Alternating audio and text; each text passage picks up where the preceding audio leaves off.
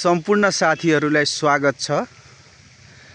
अहिले म श्रम संस्कृति पार्क यो घमाइलो क्षेत्रमा आइपुगेको छु। यो अहिले के भएर होला, यो घमाइलो क्षेत्रमा नि घाम चाहिँ लागेको छैन, के हुन आँटेको हो। त्यति राम्रो ठाउँलाई, आफ्नो राम्रो ठाउँलाई यसरी खुल्ला डाँडालाई चाहिँ यसरी सुसज्जित गर्नुहुने आदरणीय हर्क साम्पाङ राईप्रति हार्दिक सलाम गर्न चाहन्छु। धन्यवाद त दिनको लागि मेरो हैसियतले पुग्दैन। सलाम छ माननीय हर्क साम्पाङलाई। उहाँले यो खोलालाई यति सुन्दर धरानको पहिचान बनाउन सफल हुनुभएको छ। श्रम संस्कृति पार्क बनाएर यस्तो डाँडालाई विभिन्न तरिकाले सुसज्जित बनाउनु भएको छ। यो पानी त पानामा पो रहेछ यार, पाना आकारको मायाको चिनो बनाउनु भएको रहेछ।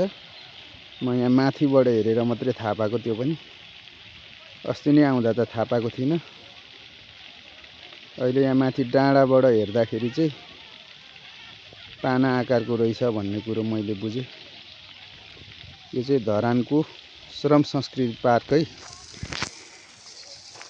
हाम्रो श्रम संस्कृति पार्टीको अध्यक्ष हर्क साम्पाङ राईज्यूले को परिकल्पना भिजनमा भएको यो निर्माण भएको हर्क साम्पाङ पार्क, हर्क साम्पाङ पार्क श्रम संस्कृति पार्क हर्क साम्पाङले बनाएको। यो खोलामा हेर्नु, त्यहाँ ढुङ्गामाथि कसरी पुल बनाइएको छ, त्यसै गरी यो पानीको घुम्ने ठाउँ त भइहाल्यो। यो तपाईहरुले देखिरहनु भएको चाहिँ धरानको श्रम संस्कृति पार्क।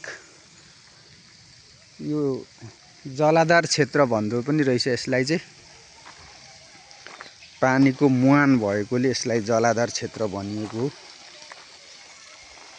त्यो पानी भएको पनि यहीँबाट पलाका छन्। यही क्षेत्रलाई चाहिँ खोइ हाम्रो कुन महान्यायाधीशले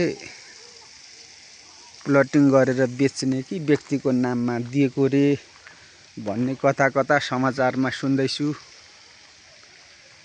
त्यसलाई पनि अहिलेको सरकारले हेरोस् भन्ने चाहना राख्दै म तपाईहरु माझबाट बिदा हुन चाहन्छु। धन्यवाद, नमस्कार, जय नेपाल।